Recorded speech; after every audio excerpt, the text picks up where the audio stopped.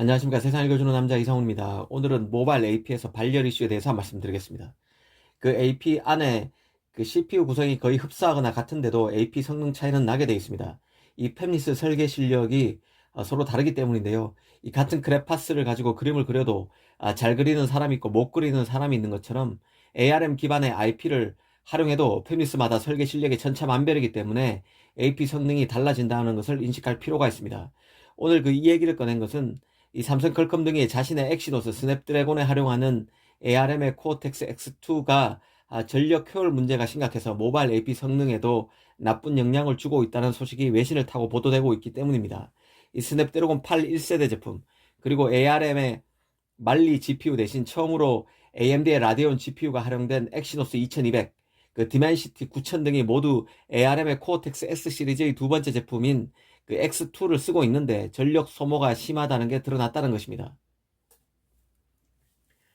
이 전력 효율이 떨어지면 같은 성능을 내는데 많은 전력이 쓰이기 때문에 발열이 심해질 수밖에 없습니다. 그만큼 전력을 많이 사용하기 때문에 이 배터리 수명도 짧아지는데요. 모바일 AP 성능에 치명타가 되는 것입니다.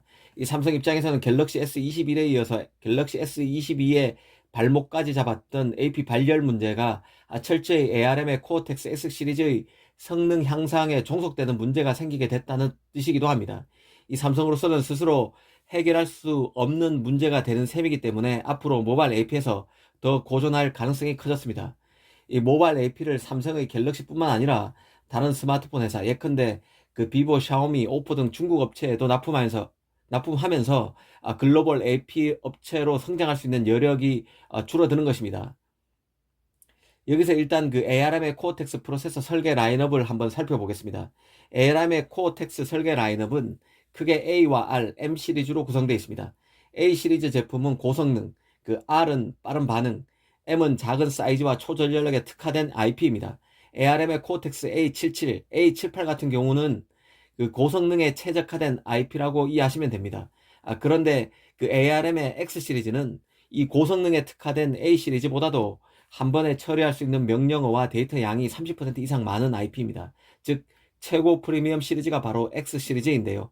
그런데 이 ARM의 이 초프리미엄 IP 라인업인 X 시리즈가 전력 개선이 더디고 잘 안되면서 이 IP를 활용하고 있는 삼성 퀄컴 등에도 불똥이 튀고 있는 게 내용의 핵심입니다.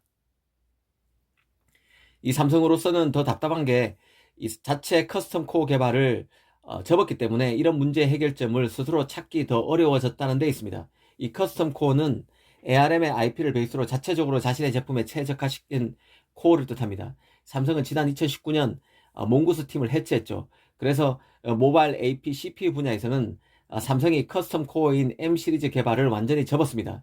그간 M 시리즈를 꾸준히 갤럭시 제품에 탑재했었던 게 삼성인데요. 이 성과가 더지자 이제는 완전히 자체 커스텀 코어 개발을 접고 갤럭시 S21부터 ARM의 코어텍스 표준 코어 디자인을 사용해 온 게 삼성입니다.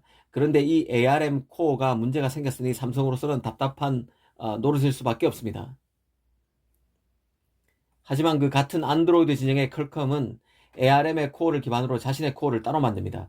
가령 스냅드래곤 875의 전작인 스냅드래곤 865 같은 경우는 ARM의 코어 아키텍처를 기반으로 퀄컴이 재구성한 크라이오 585로 구성되어 있습니다. 스냅드래곤 8 1세대 제품 같은 경우는 아직 자체 코어를 적용한 커스텀 코어를 퀄컴이 못 만든 상황입니다. 그래서 전력 효율 부분에서 이번에 문제가 생겼지만 퀄컴은 자체적으로 이를 극복하기 위해 애쓸 것으로 보입니다.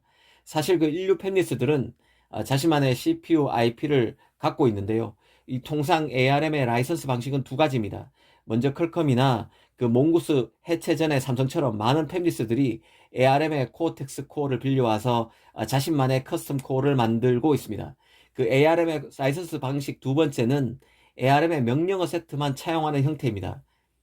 ARM의 칩 설계도 그 자체를 라이선스하는 코어텍스 대신 그 명령어 세트를 구입해서 직접 설계하는 구조인데요. 이 코어는 빌리지 않고 명령어 세트만 갖고 CPU를 처음부터 설계하는 것입니다. 애플이 바로 이 방식을 사용하고 있습니다.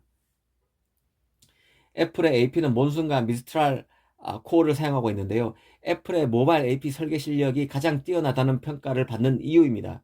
사실 그 삼성이 몽고스를 해체한다고 발표한 이후 그 시장 반응은 당시에 양면적이었습니다.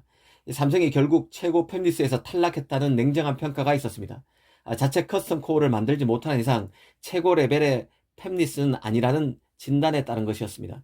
하지만 한편으로는 삼성이 선택과 집중을 통해서 더 나은 선택을 했을 것이란 긍정적인 반응도 있었는데요. 힘들고 이미 기존 강자가 시장에서 탄탄히 자리 잡아 빈틈도 거의 없는 CPU IP에 집중하기보다는 AI 프로세서 개발에 더 매진하는 게 좋을 수 있다는 덕담이 나왔었습니다. 심지어 삼성의 모바일 AP도 삼성의 커스텀 코어격인 M 시리즈 탑재를 버리고 다시 ARM의 표준 코어를 사용해서 성능이 좋아질 것이란 얘기도 나왔었습니다.